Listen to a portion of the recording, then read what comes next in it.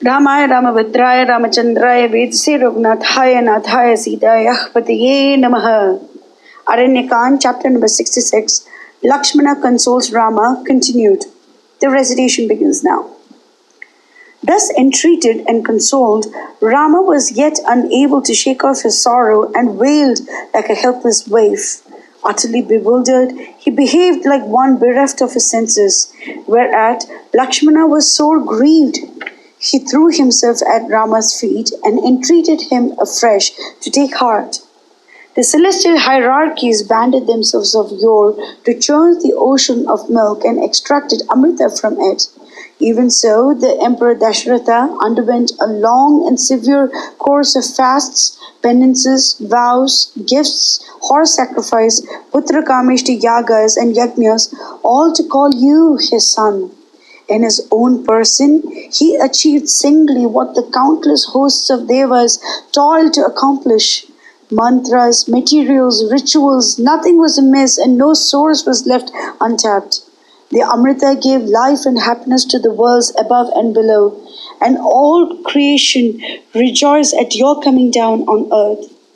Bharata has brought us news that the king was so much wrapped in you and your noble perfections that he could not live away from you, but sought his seat of bliss among the immortals. Fortitude, courage, and serenity are inborn in you, the brightest scion of the race of Ikshvaku. It is vain to expect ordinary mortals to face such miseries and sorrows if you do not set them an example. Whom shall the creations take refuge in if a grief drives you on to consume the worlds? It is the way of the world that great calamities should cross the path of our life. Once upon a time, the Emperor Nahusha was called to the throne of Indra. He conceived an unholy passion for Indrani and proceeded to her apartments in a palanquin borne upon the shoulders of 7 rishis. Blinded with lust, he prodded with his feet Agastya, the shortest of the group, who could not keep pace with the rest. "Down you fall," cried the sage, as a huge serpent and unwieldy, and for ages past count did he writhe in his hideous body. Long after, his son Yayati ascended to the world of the gods through the might of a stainless life and good. Indra grew jealous of him and cunningly asked, "Whom do you count the best and noblest in your empire?" Now Yayati was the soul of truth and replied, "Myself." "Then," cried Indra, "you have polluted yourself with the sin of self-glorification and have no place among the sons of light," and hurled him down headlong. Again, the 100 sons of Maharishi Vashishta, the guru of our race, were reduced to ashes in a second by the fire of Vishwamitra's breath. Why? Have you not told me time and oft that the very goddess of earth quakes in affright, and she the consort of Mahavishnu and the mother of the universe? The sun and the moon are eternal witnesses of all activities. They bestow light and life on all beings. They run the worlds in their capacity of visible symbols of endless time, yet they are not free from the grip of Rahu and Ketu.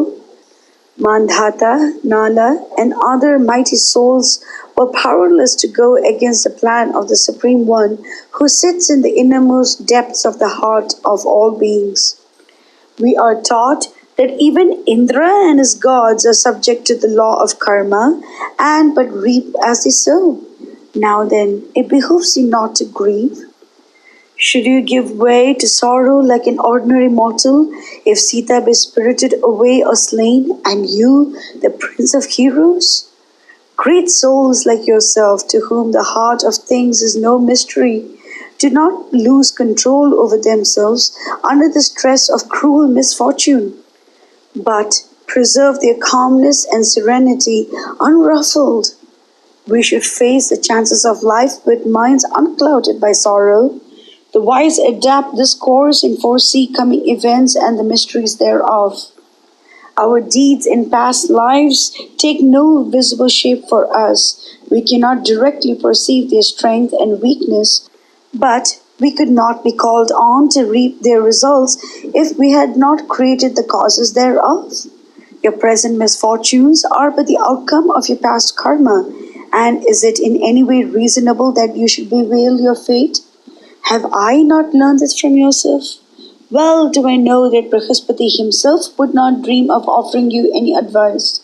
The very gods despair of guessing the bounds of your intelligence and wisdom. I but humbly submitted this, since your wisdom was somewhat clouded by your grief at having lost your Sita. It is all unjust to destroy the Gandharvas, Yakshas, Kinnaras, and other celestial hierarchies, for they are the outcome of the Sattvika evolution. It is not right to destroy the mortal worlds, for they are the abodes of Brahmanas, Maharishis, and knowers of the Supreme God. Yet you have only to will, and the myriad worlds are reduced to chaos. Recall to your memory the object of your incarnation in the line of Ikshvaku, and take full measures to destroy our enemy. What do you gain by annihilating the countless worlds when only one solitary individual in them has offended you? We shall come upon this sinful wretch anyhow, and he shall pay for it with his life.